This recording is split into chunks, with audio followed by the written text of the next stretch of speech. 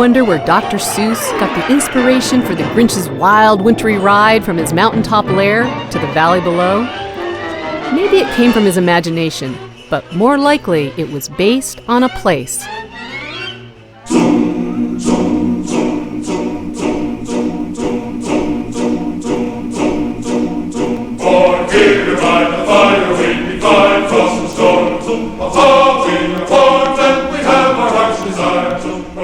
Beginning with John Carlton, the first American-born Winter Olympic skier, and through the 2010 Winter Olympics, over 100 Dartmouth skiers have qualified for Olympic teams. They've accumulated over 250 individual collegiate, national, and international championships. Many of these heroes have become the role models, the initiators and the facilitators, the innovators and the inventors that have shaped skiing and snowboarding as we know it today. Why? Because they have a passion for snow. This guy is really trying to blast his sport. I'll tell you, Tim, he is fearless and he is taking an aggressive line everywhere he can. My plan was to continue with the US ski team and go to school at Dartmouth at the same time. I really credit Dartmouth for being the reason that I've been able to stay on the US ski team. You can see how steady her upper body is, just makes it look so easy and going the Dartmouth so Skiway fast. was the reason I began freestyle skiing. The Ford Sayer skiing program that's offered after-school skiing on Wednesday afternoon. It took just a few weeks of training there, and I was hooked, and I've been doing the sport ever since. Though the 1940 Olympic team was arguably the greatest assembly of skiing talent from Dartmouth to be named to an Olympic team, they did not compete. The Olympics were canceled with the advent of the war. Rather than Olympic medals, these talented, courageous men earned medals of another sort, medals of honor. Walter Parker was inducted sometime during the winter of '41. I'd graduated in 1940. If I got a chance to go to officer training, why not? And hopefully I'll get into the 10th from there, which I did. They got into the mountain troops to put it to a test, and everywhere they went they gave their war. About 120 Dartmouth students and faculty were recruited for the 10th Mountain Division.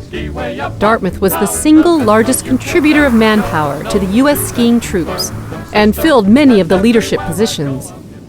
We learned military skiing, which is basically the snow plow, the stem turn, because you're carrying 90 pounds of rucksack. No longer gives his war whoop, or you can give me skis and some rolls that glister and let me ski way up on cloud. It doesn't become real until you go to the front. We had fixed bayonets, and that's cold steel, baby. That means you may get close to the enemy. You may have to gut them. So you're not feeling too happy about this. Tom Corcoran attended Dartmouth during what is often called the ski team's golden years. The guys that were on the team with me, and this is in the early 50s through the mid 50s and going into the later 50s, were Bill Beck, who was the best downhiller that the United States had, 5th in the Olympics, 5th in the Arbor Kandar. And obviously Ralph Miller, Brookie Dodge, who got a 5th in the slalom in 56.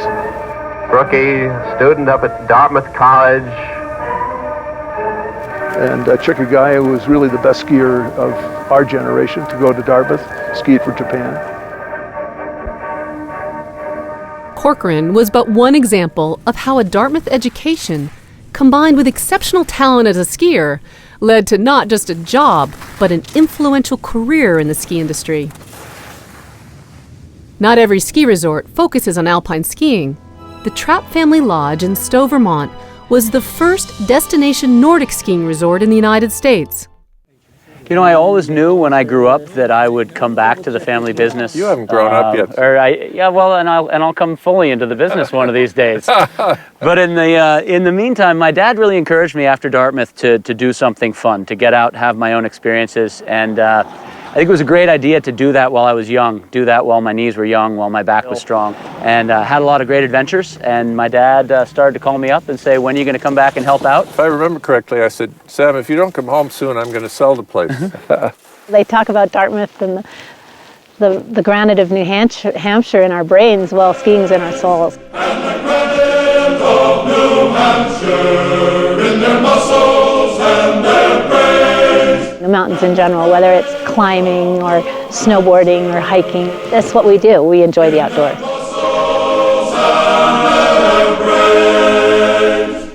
I think my father's most important contribution to skiing is to say that we could be world class. He could compete with the world class competitors, and then he brought them, invited them, and got them to come to Aspen, where they saw they had mountains that were world class mountains for skiing. So he put skiing on the world map. But I think his greater contribution to skiing was sharing, through developing these mountains, his love for the sport of skiing, which he then carried through his photographs and his films. Roger Brown and Barry Corbett were among the many generations of Dartmouth skiers to contribute in significant ways to the visual portrayal of skiing, with such films as Ski the Outer Limits,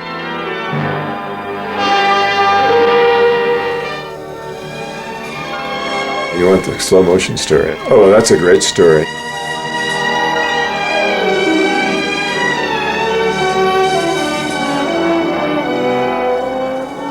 As we got into shooting stuff with the freestyle guys, particularly aerial acrobatics, then it was perfect because we could hang them up in the air forever. 16 seconds of screen time for 1 second of action. And so we introduced that. The forms are many and varied. The purpose is free expression and the declaration of new limits.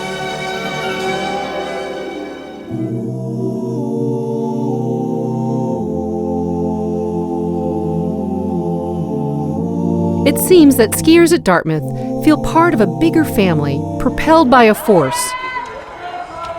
Or maybe they're just a little bit crazy. After all, snow will do that to you after a while.